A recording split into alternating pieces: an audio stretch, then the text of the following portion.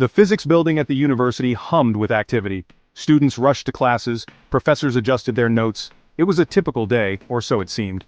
At the heart of this bustling environment, Professor Zara, a titan in the world of physics, was about to unveil her most groundbreaking invention yet, the invisibility cloak. For years I have dedicated myself to this research. Her office, cluttered with books and complex equations scribbled across whiteboards, was a testament to her dedication. Professor Zara believed that she was on the verge of achieving the impossible. My invention is not magic, though it may seem like it. It is pure science, years of meticulous research culminating in a device that can bend light around an object, making it disappear from sight. The implications of this technology were staggering, capturing the imaginations of scientists, defense agencies, and the general public alike. Professor Zara was aware of the potential ramifications of her work. She knew that her invention could be used for good or for evil. I must test it myself.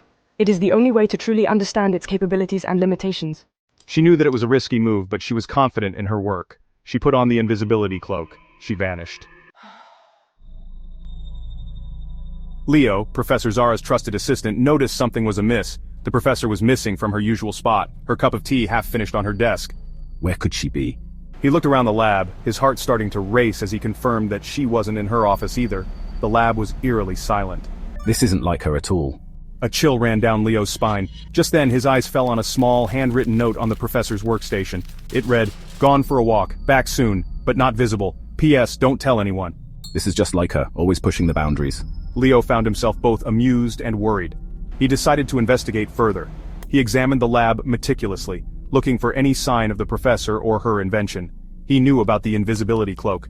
It was the talk of the lab, albeit in hushed, excited whispers. Could she really have made it work?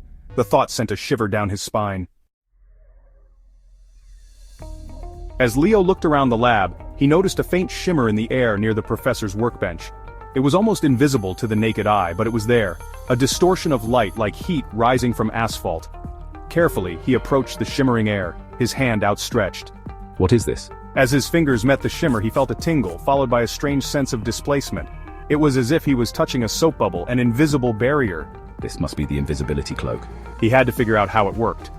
Examining the workbench more closely, he discovered a series of complex equations and diagrams, the professor's handwriting a familiar sight. He studied the notes, his mind racing to grasp the science behind the invention. Professor Zara had always encouraged his curiosity, pushing him to think outside the box. So it's about bending light around an object, not making it disappear. Hours passed as Leo immersed himself in the professor's notes. He learned that the invisibility cloak wasn't about making something disappear, but about bending light around an object, rendering it invisible to the human eye. The cloak was made of a metamaterial, a material engineered to have properties not found in nature. This metamaterial interacted with light in a way that allowed it to be redirected, effectively making anything inside the cloak invisible. Just as Leo began to wrap his head around the complexity of the invisibility cloak, he heard a familiar voice behind him. You always were a quick learner, Leo. He turned to find Professor Zara standing there as if she had never left. She was beaming, clearly pleased with herself and slightly amused by Leo's astonished expression. I have been observing you, watching your reaction and your process of discovery. I have been invisible the entire time, walking around the lab, testing the limits of my invention. I can't believe it, Professor, you really did it. I wanted to see how people would react. And I have to say, Leo, you did not disappoint.